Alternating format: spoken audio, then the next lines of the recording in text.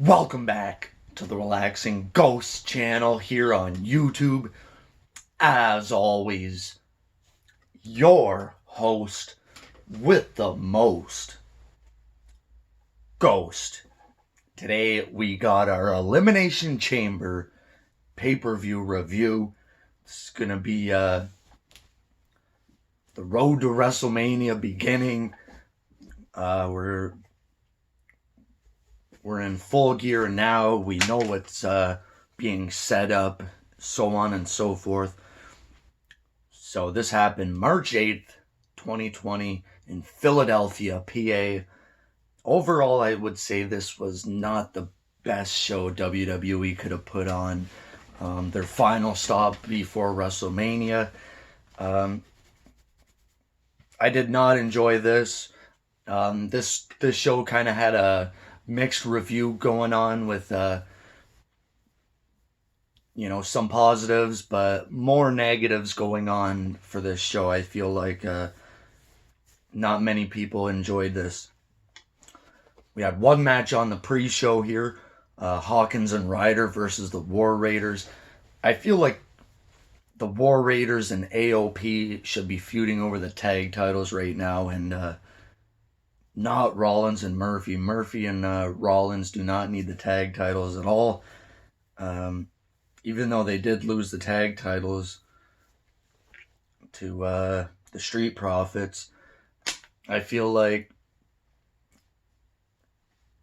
the War Raiders, getting a squash match on the pre-show is not for them anyway. Squashing Hawkins and Ryder doesn't really do much for either team. So we open up the show with Bryan and Gulak. Very good match. This might even be match of the night. Daniel Bryan does end up winning by submission. So this one went about, 14 minutes or so. Very good match. And then we had Andrade Cien Almas retaining the U.S. title against Humberto Carrillo. I don't know where Carrillo goes from here. I did want Andrade to keep the title, so I got one right on my predictions anyway so far. But Carrillo has had 4 or 5 chances at the U.S. title. I think he'd be better going for the Cruiserweight title right now, unless they don't want him to take a step back. After WrestleMania, we'll probably see another superstar shakeup. Put Carrillo on the other brand. Maybe SmackDown. Maybe he could feud for the IC title and maybe win the IC title, because I can see Andrade being a long-term U.S. champion. And then we go into our first Elimination Chamber match for the Tag Team Championships. The Miz and Morrison defending against 5 other teams. And I think this match is where the crowd really got burnt out after this one, because they were doing some great stuff in this match. I knew this was going to be a good match. And this was probably my match of the night. It started off with the New Day and Usos. Really good stuff. So every 5 minutes or so, a new tag team would enter. Next up, Lucha House Party entered, and then Miz and Morrison entered. Heavy Machinery, and last to enter, Bobby Roode and Dolph Ziggler, who won the last spot on SmackDown.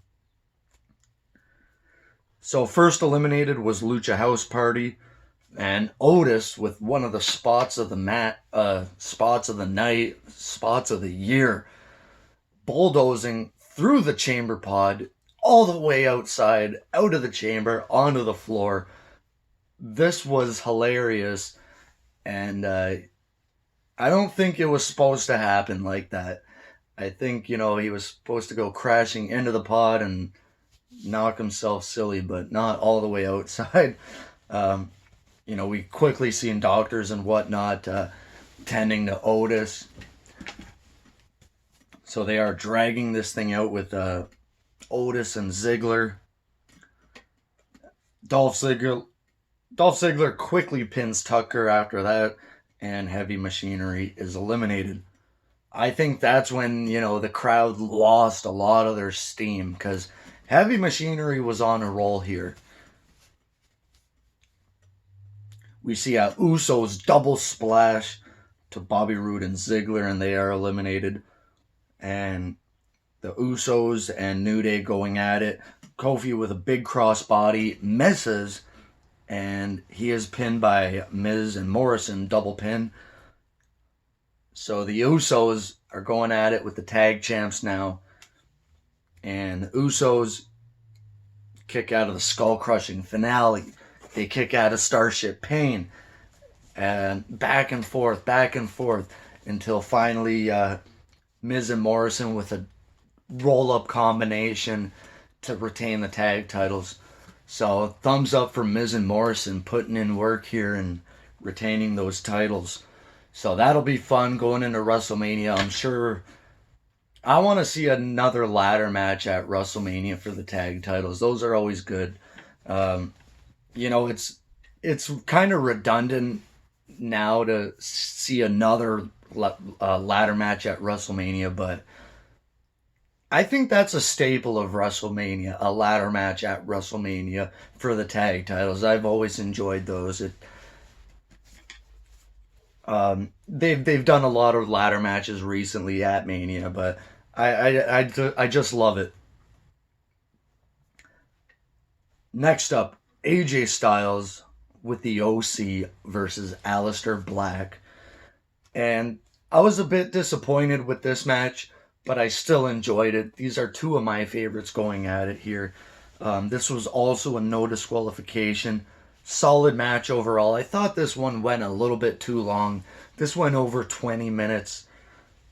So they're using kendo sticks, chairs. We see a Meteora from Aleister Black through the table at one point. And AJ Styles is getting the best of Aleister Black. It's 3-on-1. Gallows and Anderson are in there. They're taking it to Black. And out comes The Undertaker. And this place just erupted. Man, this is going to be a good match at WrestleMania. AJ Styles and The Undertaker. Massive chokeslam to AJ Styles. Black mass. 1, 2, 3. And Aleister Black gets the win. Good setup here for, Styles and Taker.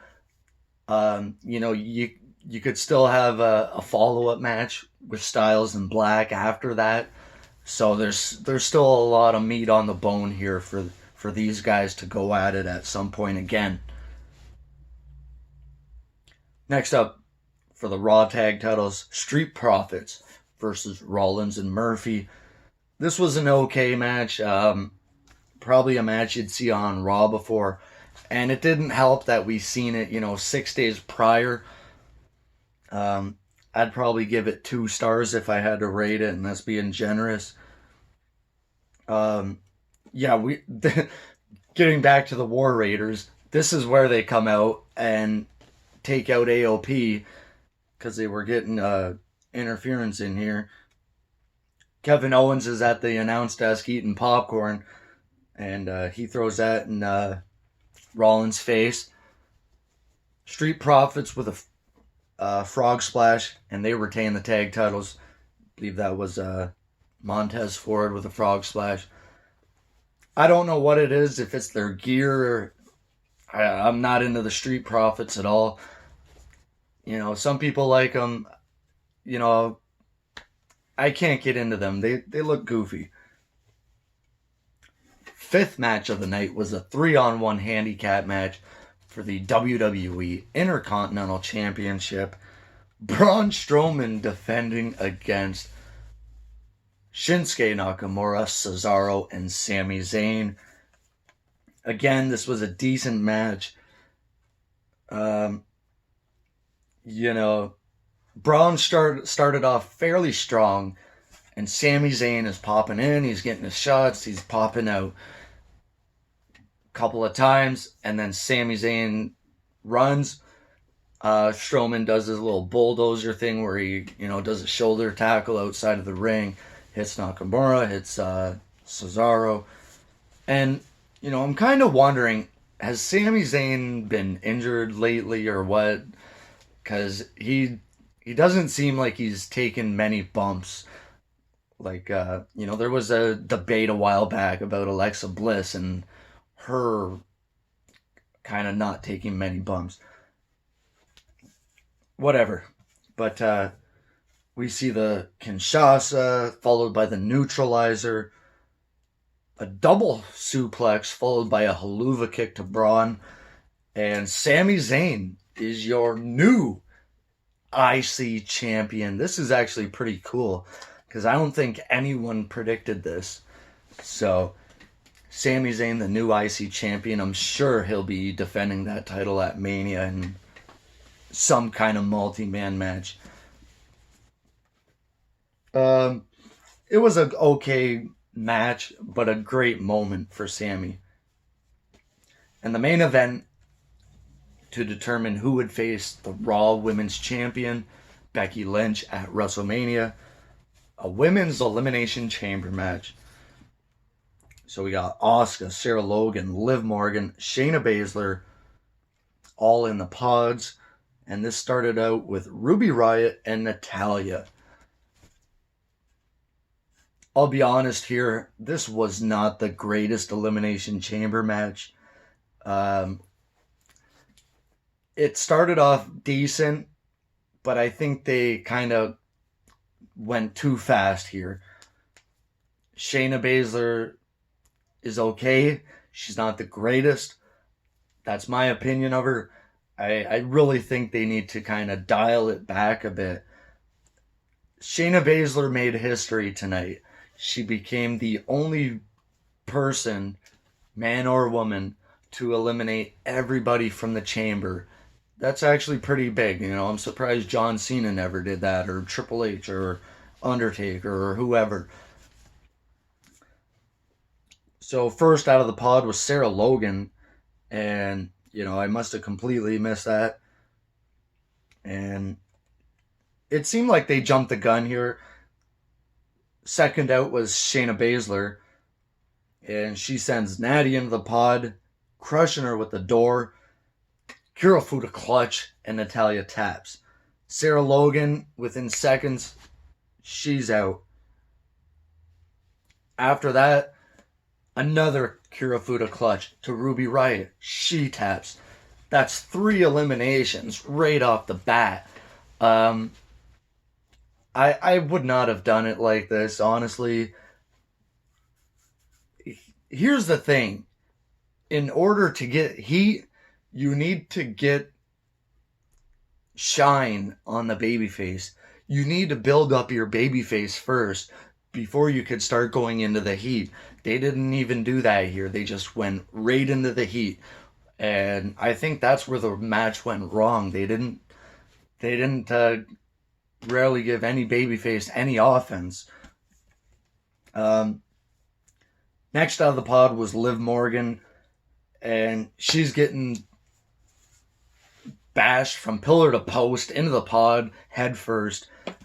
She looked like she was really hurt here, and she gets choked out too. Last out was Asuka, and they must have turned Asuka's mic right up, because she was like doing some kabuki Japanese kind of just trash talking while she's in the pod, and they were definitely making an emphasis of this. I thought Asuka should have been in there earlier and, build Asuka up. Asuka was the tag team champion.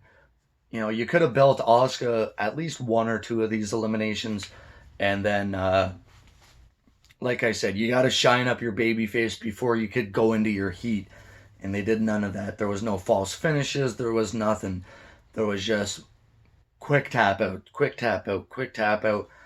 Asuka did get a few moves in here with a hip attack, and then that was pretty much it for her. Asuka passes out from the Kirifuda clutch. And yeah, this was not the best show overall. Shayna Baszler's going to WrestleMania. Overall, 6 out of 10 from me. Let me know your thoughts down below. How would you have ended this Elimination Chamber? As always, we'll talk to you later. Peace.